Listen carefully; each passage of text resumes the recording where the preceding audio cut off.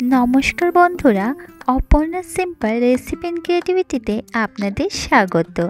আজ আমি আপনাদের সাথে শেয়ার করব মোমো রেসিপি। তার জন্য একটি পাত্রে নিয়ে নিলাম 1 কাপ পরিমাণ ময়দা, দিয়ে দিলাম সামান্য নুন।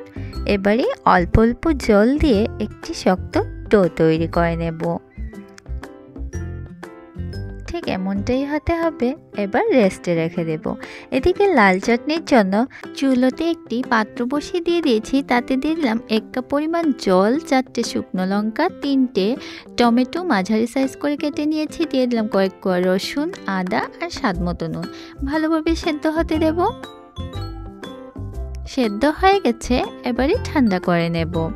এদিকে আমি গ্রিন চাটনির জন্য নিয়েছি পুদিনা পাতা, তাতে দিয়ে দেব কয়েক কোয়া রসুন, আদা আর স্বাদ মতো নুন, 2টো লঙ্কা আর সামান্য জল দিয়ে এবারে বেটে নেব। তৈরি হয়ে গেল আমাদের গ্রিন চাটনি।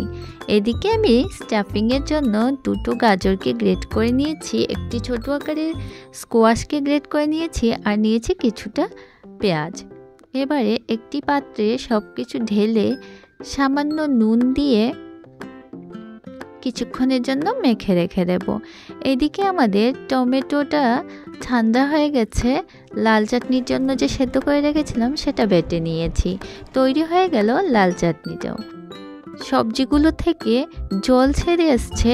এবারে হাতের সাহায্যে এভাবে চিপে চিপে জলগুলো ঝরিয়ে নিয়েছি। তাতে দিয়ে দিলাম কিছুটা আদা গ্রেট করে আর 2 কোয়ার মতন রসুন।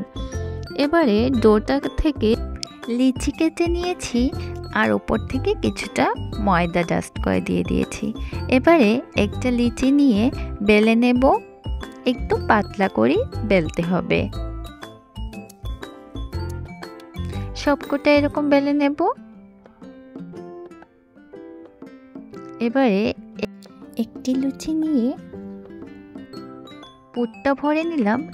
এবারে আঙুলের সাহায্যে কুচির মতন করে দিয়ে দেব।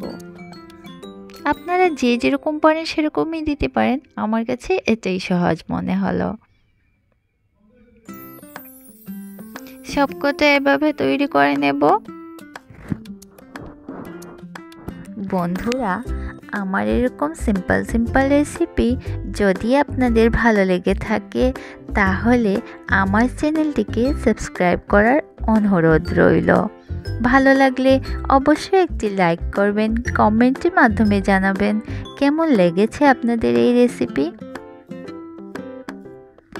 সবকটা তৈরি করে নিয়েছি। এবারে ইডলি প্লেটে অল্প অল্প করে তেল ব্রাশ করে নিয়েছি। এবারে মোমোগুলো রেখে দিলাম। উপর থেকে আবারও তেল লাগিয়ে নিলাম মোমোগুলোতে। আমি এখানে বাঁধাকপি দিইনি, কারণ বাঁধাকপিতে অনেকটাই গ্যাস হয়, এই জন্য স্কোয়াশ দিয়ে বানালাম। 15 মিনিটসের জন্য স্টিমে বসিয়ে দিয়েছি। 15 মিনিটস পর তৈরি হয়ে গেল আমাদের হোমমেড মোমো। এবারে সার্ভ করে নেব।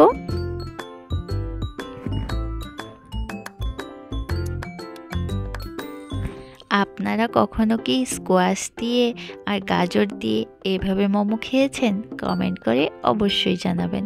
ওপর থেকে আবারও বাটার লাগিয়ে নিলাম। এবারে গ্রিন চাটনি আর রেড চাটনিটা দিয়ে সার্ভ করে নিলাম। বাস, তৈরি হয়ে গেল খুবই সাধারণভাবে হোমমেড মোমোস।